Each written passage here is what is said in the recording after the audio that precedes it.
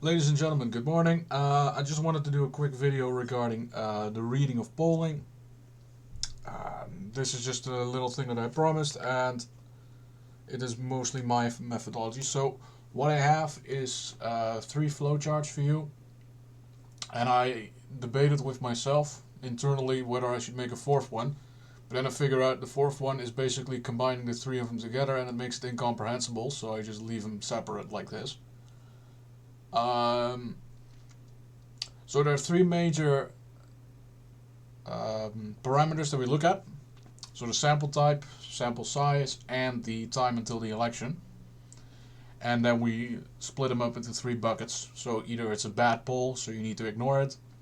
It's a useful poll, so you can only use it selectively in a case of a particular combination of samples, type, size, and time before the election. And there's the essential polls, and you have to always use them in your aggregate. I can't stress this enough. Never use individual polls. Don't do it.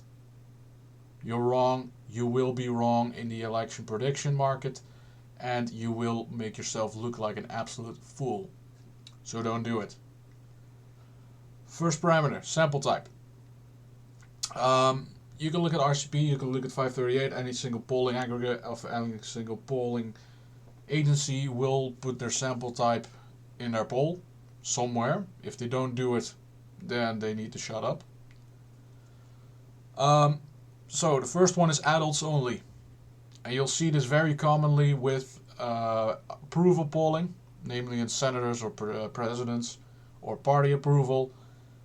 Never use these polls. Simple. These individuals that are polled in adults only, they are a large fraction of these people are non-political, and as a result, they will not vote at the end of the day, and it will skew the polling into one particular direction. Then you have the registered voter polls. They can be useful, and it's mostly dependent on what time it is before the election. It is fine to use them a half a year before an election. That's okay.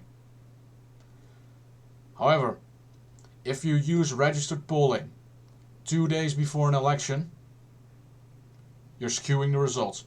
Because if they are registered and they are not likely to vote, which is what a registered voter indicates, they will not vote. And thus you are skewing your aggregate. And the third one is the likely voter. And these kind of polls you always have to aggregate, because they will vote. Either they have already done it, in which case you can remove them from your aggregation, or they are still to do it and you will do it in person. So that's the first parameter. Second parameter is sample size. Now, there is this nice mathematical calculation within statistics that you can use. It's a little complicated to explain it for you right now, but there are three parameters you need to take into account. The population size that you want to check, the certainty that you want, and the error margin. So for my polls, I want 3% or less error margin, and I want at least a 95% certainty.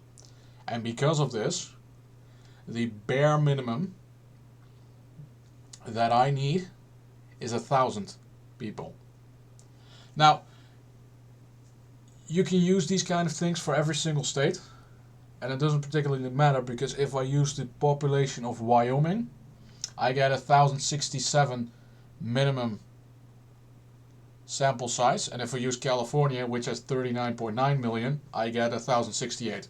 So it doesn't particularly matter the sample size, but the idea here is very simple. If it's more than 1,000 people in your poll, you use that poll.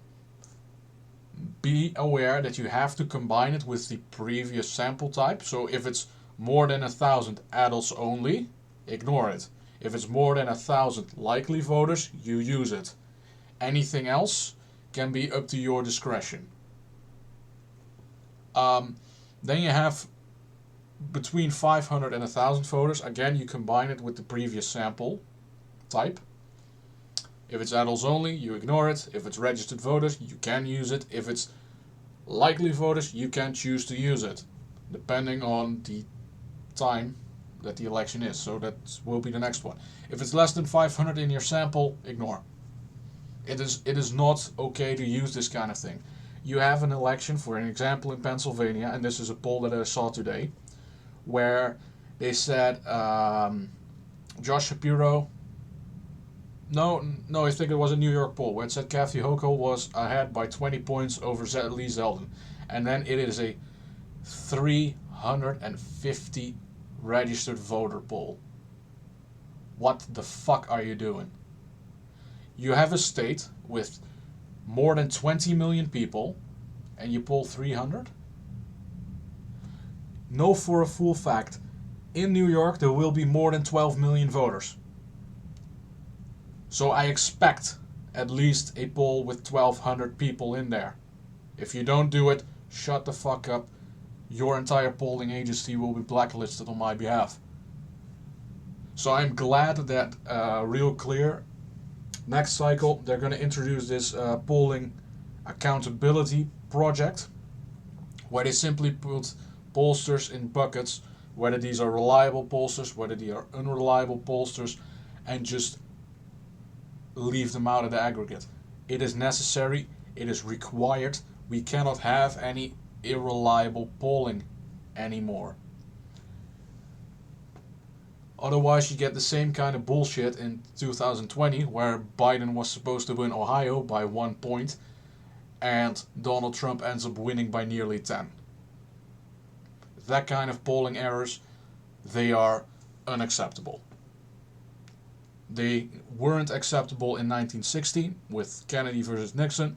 They weren't acceptable with Reagan against Carter. And they certainly will not be acceptable today either. Last parameter, time until the election. So basically, if you use any poll that is within 4 weeks of the election, I think it should be added to the aggregate if it's likely voter. If it's registered voter, it can be up to your discretion. Personally, in my opinion, registered voters, I use them, but I also make a separate aggregate without them.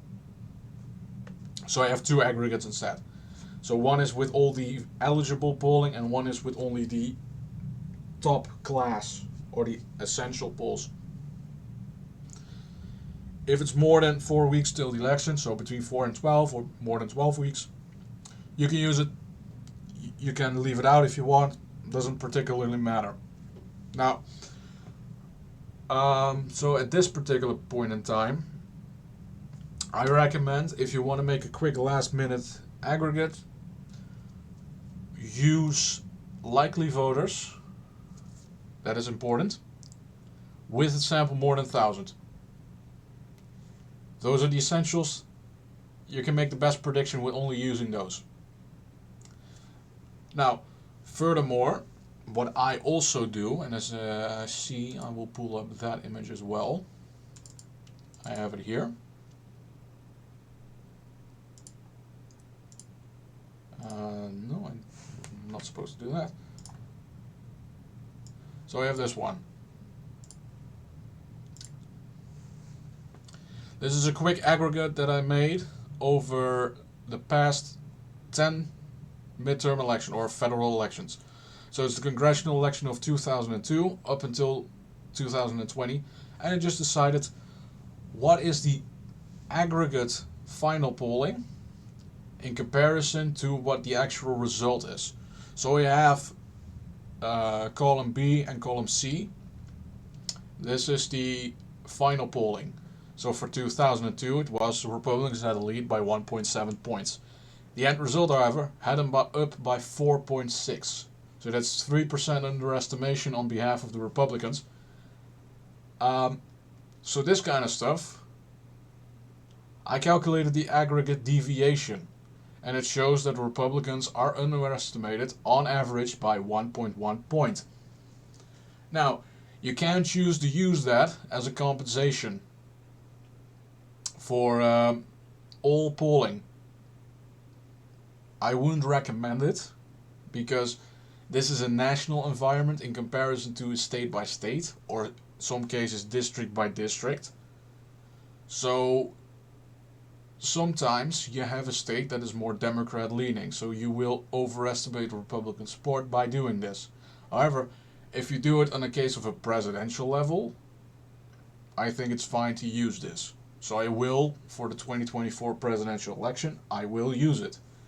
This kind of deviation calculation, and I will add the 2022 one to it, and I will expect that it becomes a little higher than just the 1.1. I think it's going to be about 2.5 instead. I will redo the calculation with this, and I will make sure to update you on that regard. This was about it for today. I initially had this one planned for Saturday. I'm moving it forward one day because I want to use the weekend, including Saturday, for the additional analysis regarding next week, the 5 toss-up videos. And you will get those in rapid succession. Furthermore, I also want to make sure that I have the weekend off because there is a birthday I need to attend to. My grandfather is turning 91, so I will be there for the day. That is the 29th. I kind of forgot that one, so that's on me. And that's about it for this week. I will still continue with the analysis regarding the individual polls for next week, and I will start preparing for the bigger projects upcoming. Do them one by one, which is some announcements I will be making at a later stage. So thank you kindly for watching. I hope this is a very informative piece for you, and I will see you next week. Cheers.